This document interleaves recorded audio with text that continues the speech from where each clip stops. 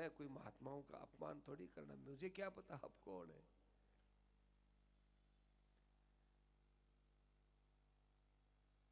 हम लोग मुरैना से इंदौर जा रहे थे, रात की रेलगाड़ी थी 10-11 बजे की। रेलगाड़ी में हम चढ़े, उन दिनों में एसी तो थी नहीं, फर्स्ट क्लास ही था। तो फर्स्ट क्लास का जो हमको डब्बा मिला, उस डब्बे में एक आदमी बैठा हुआ। अब हमको जो केबिन दिया था, उस केबिन में वो बैठा था, 4 सीट हम लोगों की थी। तो हम उसमें गए, महाराज जी भी थे साथ में, महाराज जी के साथ और भी थे, पीछे हम लोग भी खड़े। वो है, ए बाबा इस केबिन में नहीं, उस केबिन में जाओ, उस केबिन में जाओ। क्या भाई इस केबिन, ये हमारे लिए केबिन ये ले। अरे नहीं, तुमको पता नहीं मेरे वहां 22 लाख रुपया पड़ा है, मैं काम बदलता फिरूंगा, तुम बैठ जाओ उसमें। महाराज जी उसमें चले गए, उधर बैठो उधर बैठो, बाबा उधर जाओ। महाराज जी पूछा साथ और क्या कहीं कहे हो, वो कहे 22 लाख रुपया मार्कन पड़े थे, इम मत बैठो, इम बैठ जाओ। महाराज जी हंसने लगे, बैठ गए। पीछे से हम लोगों ने कहा क्यों भाई इस केबिन से तुम हमको कौन हटाने वाले। अरे ना भाई तो हमने कह दिया ना 22 लाख रुपया पड़ा है। महाराज जी ने फिर सुन लिया। महाराज जी उठ करके लकड़ी लेकर के उसके पास आए।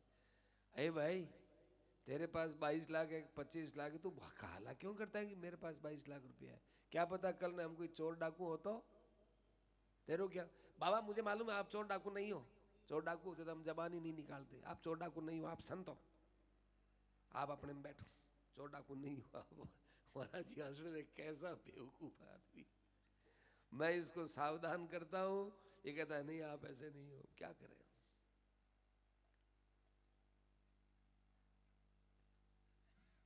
क्या हल्ला तेरे पास है तो हल्ला क्यों करता है, ये बता तू, हल्ला क्यों करे। हल्ला करता है मेरे पास 22 लाख रुपया है, हल्ला क्यों करता है। चुप हो गए। उतर गया, उसका जो स्टेशन आया होगा। महाराज ने कहा यात्रा भी करता है, हल्ला करता है यार, अपने अलावा कोई इस केबिन भर में पूरे में कोई है भी नहीं, और कहता है 22 लाख रुपया है, क्या करें। तो विरक्त है इंद्रियार्थेषु, जिसके अंदर पदार्थों में वैराग्य होता है, उसके पास आवे तो नहीं आवे तो क्या है। और यदृच्छयोपपन्नेन, उसके पास जितना कुछ आ जाता उससे अपना बहुत आराम आराम मानता था वो।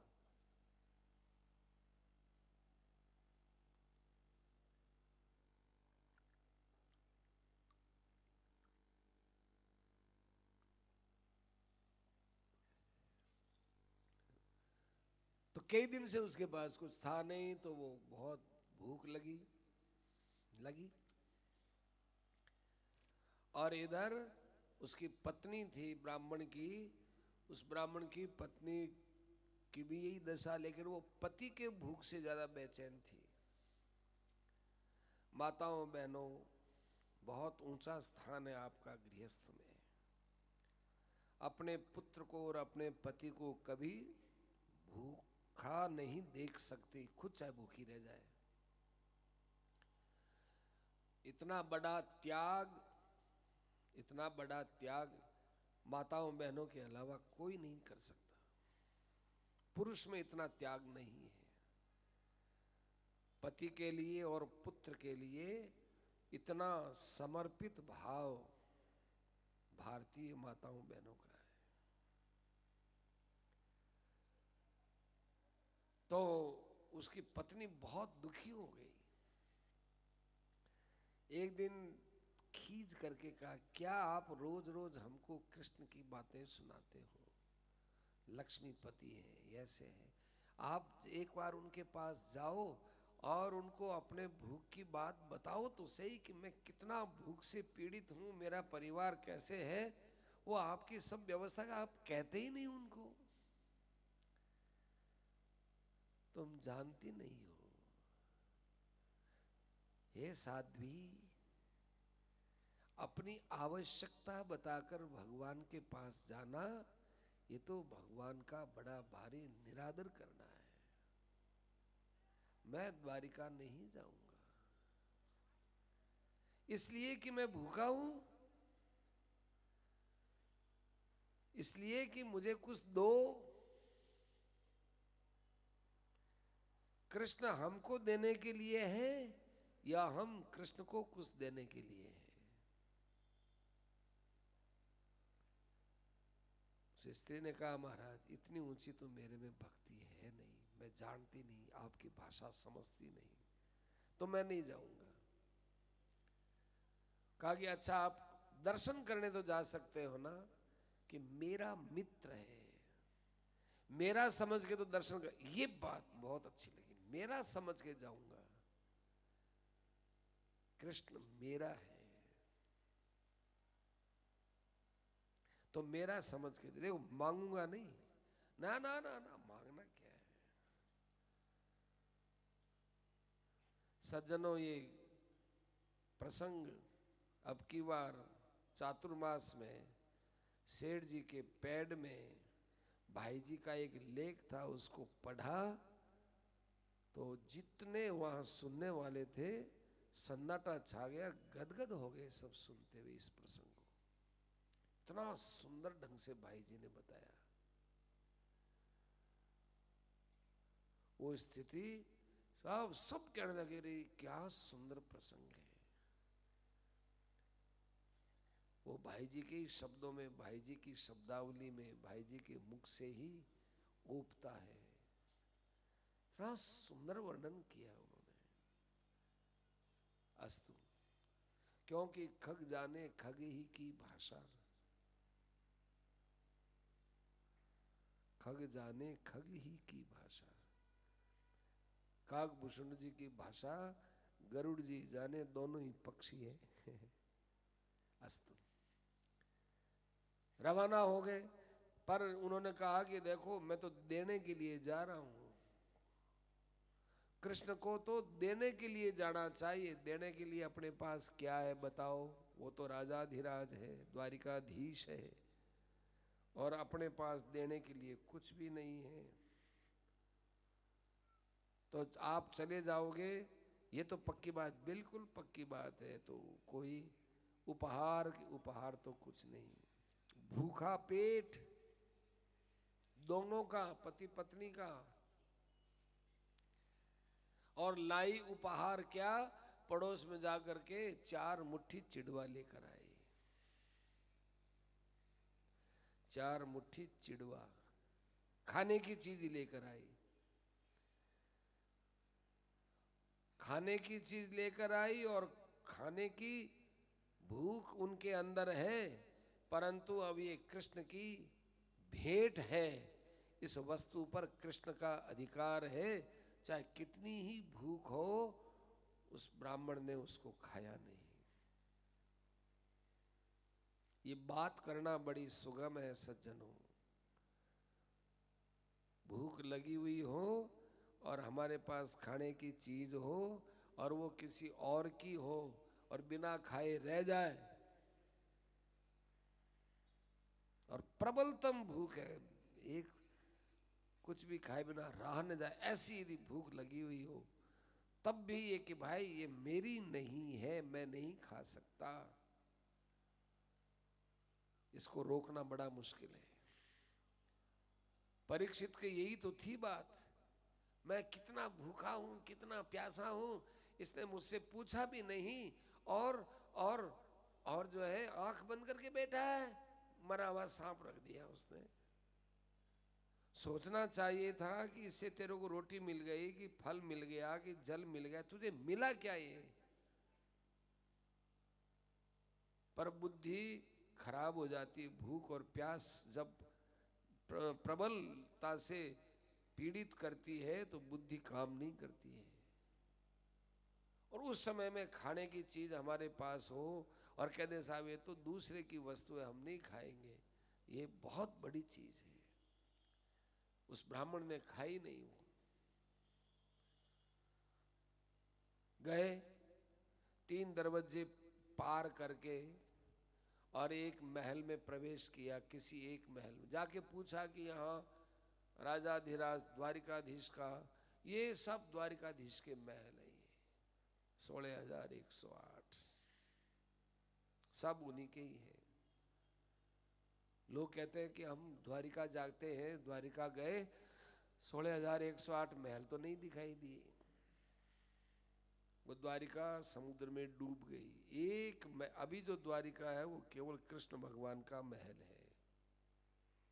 इतनी बड़ी द्वारिका थी वो, 48 कोस में फैली हुई, 12 योजनम, 48 कोस में।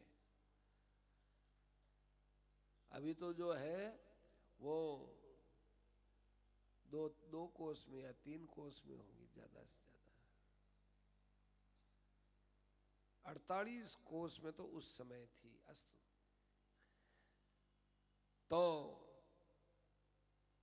एक में चले गए और जिसमें गए उनको इतना आनंद आया जैसे ब्रह्मानंद मिल गए, आनंद की जैसे बरसातें हो रही हो। महल में प्रवेश करते ही, ये तो है सुदामा जी की दशा। सुदामा नाम नहीं दिया है इसमें, पुष्पिका में नाम दिया है। इति श्रीमद् भागवते महापुराणे पारमहंस्याम संगीतायाम दशम स्कंध उत्तरार्धे श्रीदाम चरिते 80तमोध्याय है। श्रीदाम चरिते, श्रीदाम नाम दिया है। अस्तु, भगवान उस समय अपने प्रिया के साथ में पलंग पर बैठे हुए झूल रहे थे। प्रिया पर्यंक में स्थित है। गुजरात में नियम ये प्राय एक है, बैठते रहे झूलते रहते हैं, शरीर को रिलैक्स मिलता है, नसों को उनको संचलित होती है।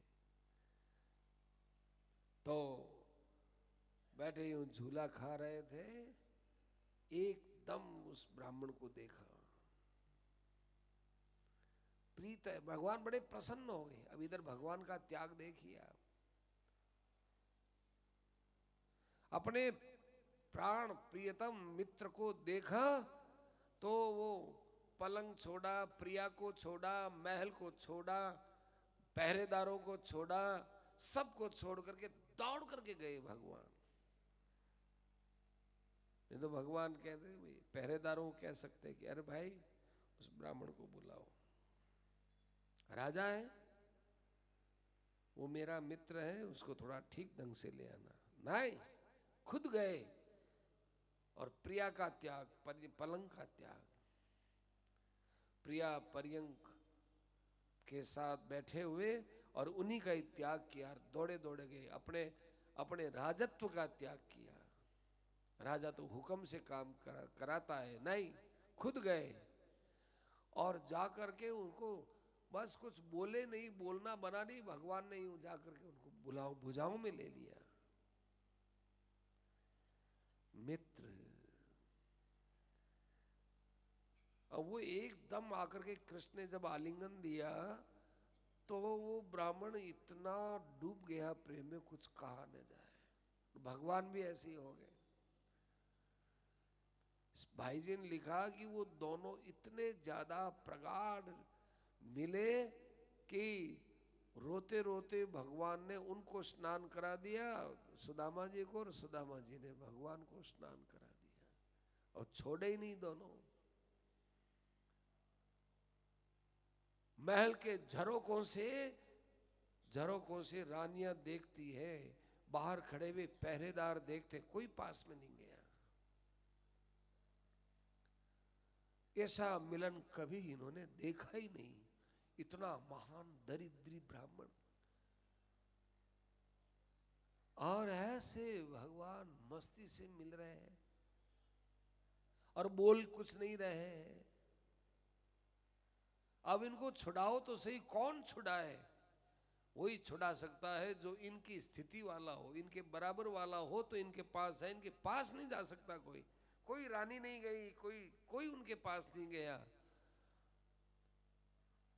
उनके पास भगवान के दो आत्मीय भक्त गए, एक तो उद्धव और एक अक्रूर, दोनों जने गए। जो ही वो दोनों पास में गए तो उनकी हिम्मत नहीं हुई हम इनका हाथ पकड़ के इनको अलग करें।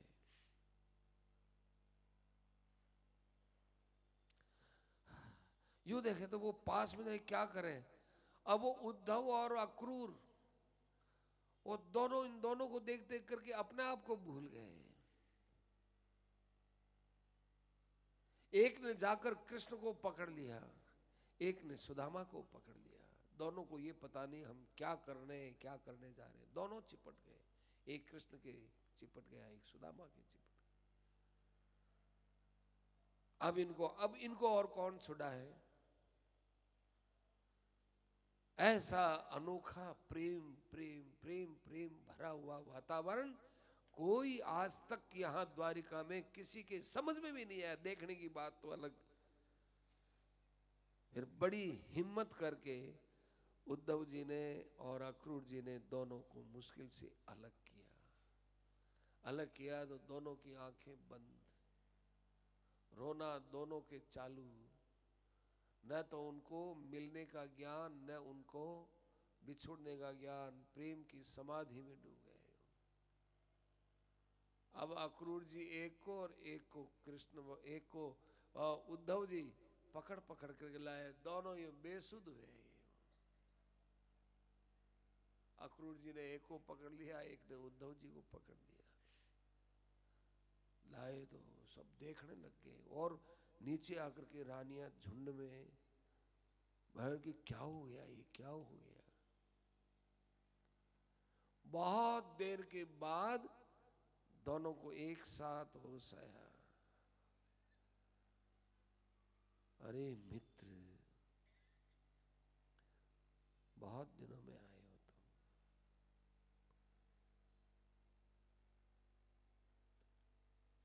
जब भी कोई यहाँ दरवाजे पर आता तो मैं तुमको याद करता था कि मेरा मित्र नहीं आया, क्या बात है। अब आया होगा, लेकिन वो कोई और ही आया हुआ मिलता। कोई ऐसा दिन नहीं गया, कोई ऐसा समय नहीं गया, हे ब्राह्मण मित्र, मैंने तुमको याद नहीं किया हो। बहुत दिनों में बड़े तड़फा तड़फा के आए हो तुम। अब वो रानियां देखती हैं कि क्या ये मित्र है, गंदा कपड़ा पहना हुआ, शरीर से पसीने की दुर्गंध आती है, और भगवान इससे चिपट चिपट करके मिलते हैं।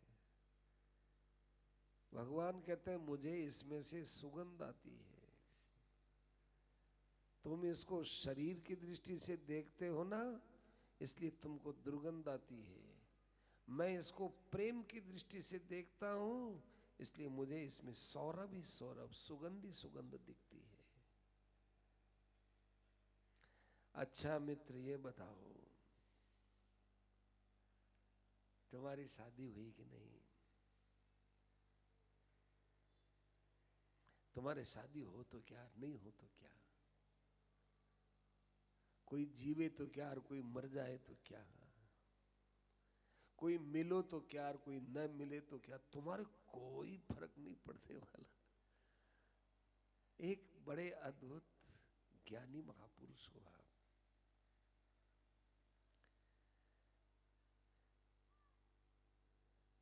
मुझे अच्छी तरह से मालूम है कि तुमको धन आदि में प्रेम नहीं है।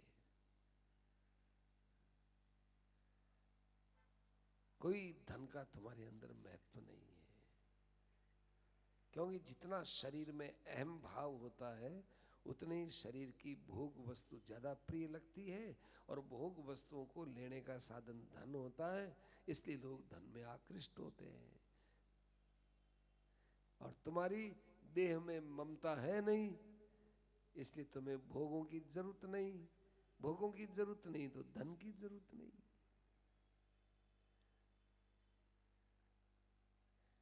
बहुत से संसार में ऐसे आदमी होते हैं जिनके अंदर कोई किसी प्रकार की वासना नहीं रहती, न लौकिक न अलौकिक, कोई वासना नहीं रहती, कोई कामना नहीं रहती, फिर भी वे लोग कर्म करते हैं। लोग देखते हैं कि धन की इच्छा के बिना हम कर्म करें ही क्यों? जब हमें धन की इच्छा ही नहीं है तो हम कर्म करें ही क्यों? अर्जुन ने यही तो कहा, हमको न तो विजय चाहिए, न कांक्षे विजयम कृष्ण न च राज्यम सुखानि च, हमको न विजय चाहिए न राज्य चाहिए, फिर युद्ध करें ही क्यों? घोरे कर्मणि कथम माम नियोजयसि, इस घोर कर्म में मरने मारने वाले घोर कर्म में मुझे लगाते क्यों हो? ये मरेंगे या मुझे मारेंगे, क्या फायदा? युद्ध से मुझे राज्य ही तो मिलेगा। भगवान कहते हैं राज्य के लिए थोड़ी करा रहा हूं, युद्ध करो, तुम्हारा कर्तव्य कर्म है, कर्तव्य कर्म करने से तुमको परमात्मा की प्राप्ति होगी। तुम कहते हो ना कि मैं कल्याण चाहता हूं, मेरा निश्चित उपाय बताओ कल्याण का, तो सुख दुखे समय कृत्वा लाभा लाभा जया जय ततो युद्धाय जस्व, युद्ध करो। तुम तो कहते हो युद्ध करने से पाप लगेगा, हम कहते हैं युद्ध नहीं करने से तुमको पाप लगेगा। युद्ध करने से पाप थोड़ी लगता है। युद्ध करना यदि पाप कर्म होता तो क्षत्रियों के लिए युद्धे चाप्य पलायनम ये क्यों कहा गया? क्षत्रिय को युद्ध से हटना नहीं चाहिए, युद्ध में पाप नहीं है। युद्ध को किस इच्छा से करते हो इसमें पाप है। धन कमाना पाप नहीं है, पर धन को किस उद्देश्य से कमाते हैं वहां बंधन है। बंधन पाप नहीं कह सकते, बंधन कह सकते हैं।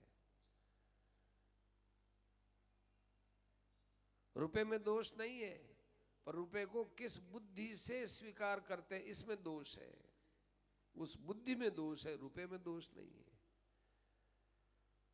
तो त्यजंत प्रकृति देवी यथा हम लोक संग्रहम, वे प्रकृति की वासनाएं या अलौकिक अलौकिक सारी वासनाओं का त्याग करते हुए केवल लोक संग्रह के लिए कर्म करते हैं। आप जो दान लेते हो हे ब्राह्मण, वो केवल लोक संग्रह के लिए लेते हो, भोग संग्रह के लिए नहीं करते। भोग संग्रह के लिए दान लिया जाएगा, वो दान बंधन कारक है। लोक संग्रह के लिए लिया जाएगा, वो दान बंधन कारक नहीं है। कितनी बार कहें उतना ही थोड़ा है। गुरुदास बनर्जी अपने जमाने के अंग्रेजों के जमाने में कलकत्ता के हाई कोर्ट के चीफ जस्टिस थे। मकर संक्रांति पर गंगा स्नान कर रहे थे, एक बूढ़ी माई ने उनको दान दिया, वही आटा दाल चावल तेल इतना इतना सा, कि आप ये दान ला दे। दान लिया उन्होंने। बैरिस्टर वकील बहुत बड़े बड़े लोग, साहब आप हमारे चीफ हो और आप बताओ ये आटा लेते हो? नहीं, मेरा ब्राह्मण का धर्म है। नहीं तो ये बेचारी बूढ़ी माई किसको देगी, हम नहीं लेंगे तो? मैं मेरे लिए दान लेता हूं कि इसकी संतुष्टि के लिए दान लेता हूं? ये दान देकर के प्रसन्न होगी कि नाराज होगी? यदि ये नाराज होती है और मैं कहता नहीं तुझे देना ही पड़ेगा, संक्रांति का दिन है तुम दो, तब तो आप हमको कहो। ये देकर प्रसन्न, ये अपने आप कहते कि आप ले लोगे ना दान, ला दे। इसकी प्रसन्नता के लिए ले रहा हूं, दान की सुरक्षा के लिए दान ले रहा हूं। मैं भी तो ये दान लेकर के आगे दान ही तो करूंगा, क्योंकि ब्राह्मण का काम है दान लेना और दान देना, तो दान दे दूंगा। मैं कहता हूं साहब मैं हाई कोर्ट का चीफ जस्टिस हूं, मुझे तेरी आटे की इसकी क्या जरूरत है? पाव भर आटा दे देगी, मुट्ठी भर चावल दे देगी, मरता हूं क्या? कितना बड़ा धक्का लगेगा इसके बूढ़ी माँ के।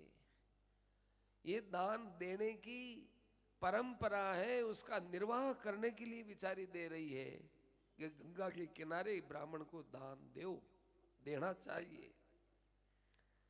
इस इतनी बड़ी पवित्र भावना को मैं ठोकर मारूं? नहीं मार सकता। लोग सुन करके दंग रह गए, कितना महान विचार है। देखो ब्राह्मणों को दान दो ना तो कभी भी ये उनको मंगता समझ करके, उनको ओछा समझ करके, उनका तिरस्कार करके कभी मत देना। इसे तो अच्छा नहीं देना अच्छा है। महाराज जी कहा करते थे कि ब्राह्मणों को देने के लिए लोग हल्की फुल्की चीज लाते हैं, छत्ता भी लाएंगे तो कहे ब्राह्मण को देने के दान पुण्य को छत्तो देना है जी, कोई थोड़ा सा रुपया रो बता दो, नहीं दे ही क्यों। वो बेचारा छत्ता ले, फिर वो पानी पड़े, फिर काला काला उसके कपड़े और खराब हो। वस्तु चाहे थोड़ी तो ढंग की दो, जैसा हम काम में लेते हैं ना वैसी चीज दान में देनी चाहिए। महाराज जी ये भी कहते थे कि हमारे घर में जो कपड़ा वगैरह है काम नहीं आया, कि साहब हम गरीब को दे दें, वो दान नहीं है अच्छा। तो फिर क्या करें, हमारे काम नहीं आता है तो इसको धो करके साफ करके और घर के बाहर रख दो, अपने आप कोई ले जाए तो ले जाए। वो गरीब है बापड़ा नहीं दे दो रे, मार तो काम आओगे दे दो, और मन में सोचा कि मैं आज दान कर दियो। घर ये दान नहीं होता, ये कोई विशेष बात नहीं है।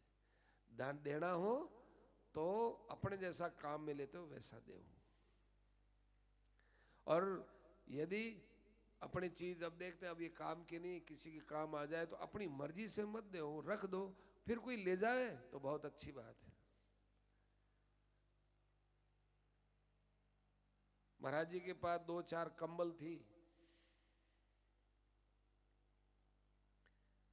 ऋषिकेश की बात, उन्होंने एक ब्रह्मचारी को बुलाया, कहा कि देख ध्यान रखना, तेरा स्वभाव कुछ और ही है, इसलिए सावधानी से कहता हूं। उसका स्वभाव है खूब देने। महाराज जी ऐसे नहीं, मूर्खता पूर्वक नहीं देनी चाहिए, विवेक पूर्वक देनी चाहिए। अब ये कम्बल अपने काम की है नहीं,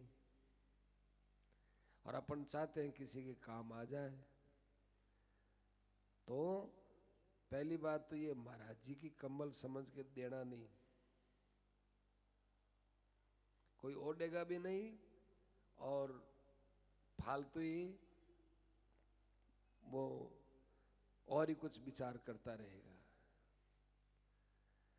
तो ले जा करके गंगा के किनारे पत्थर पड़े हैं ना, उनमें एक यहाँ एक वहां एक वहां एक वहां 4 रख दे, और बहुत दूर होकर के खड़ा रहे, देख देख रखना तो है रात्रि में। और फिर ध्यान रखना किसी को पता नहीं चलेगी अपनी कमड़े हैं। और गीता भवन का अपने 3 नंबर के यहाँ रखना नहीं, 3 नंबर के सामने मत रखना, उधर पीछे ले जाकर, उधर मस्तराम घाट की तरफ उधर उधर ले जाके रखना, वहां से कोई ले जाए तो ले जाए। तो वो जो ले जाके रख दिया ऐसे अलग अलग, तो कोई पास में भी जावे तो कोई लेवे नहीं, फिर धीरे धीरे कोई एक एक करके ले गया ले गया ले गया। ऐसे रखना चाहिए। पुरानी वस्तु को दूसरे के काम आ जाएगी, ले ले भाई तू ले ले, बढ़िया दे भी दे हो तो दोष नहीं है कोई। लेकिन ये यदि समझें कि ऐसा देना कोई हमारा पुण्य हो जाएगा, वो नहीं है, कोई बहुत बड़ा पुण्य हो जाएगा, ऐसा नहीं। अस्तु। तो कहते हैं कि तुम्हारे त्यजंत प्रकृति देवीर यथा हम लोक संग्रह। गुरुकुल में रहते थे। अरे गुरुकुल का निवास तो एक जीवन का ये नींव का जीवन होता है, जीवन की नींव है वो गुरुकुल में लगती है। लोग कहते हैं छोटी अवस्था में लोगों को सत्संग में नहीं, बड़ी अवस्था में सत्संग में लगाना चाहिए। अरे छोटी अवस्था में लाओ। सेठ जी कहते थे कि मैं मेरी दादी माँ के साथ सत्संग में जाता था, छोटा बच्चा। उस समय के मेरे संस्कार थे कि ऐसे संत हुआ करते हैं, ऐसे बोलते हैं, छोटा ही था मैं। अब मैं सत्संग को क्या समझूं, दादी जाती दादी माँ के साथ, मैं भी चला जाता। वहां पर नाथ जी महाराज आते, सत्संग सुनाते, और हम उधर दूर जाकर के बोरिया खाते रहते। अब हम क्या समझे। परंतु अब पता चलता है कि दादी माँ हमको सत्संग में ले जाती तो इसलिए ले जाती थी कि बच्चों के ऊपर संस्कार पड़े, छोटे बच्चों को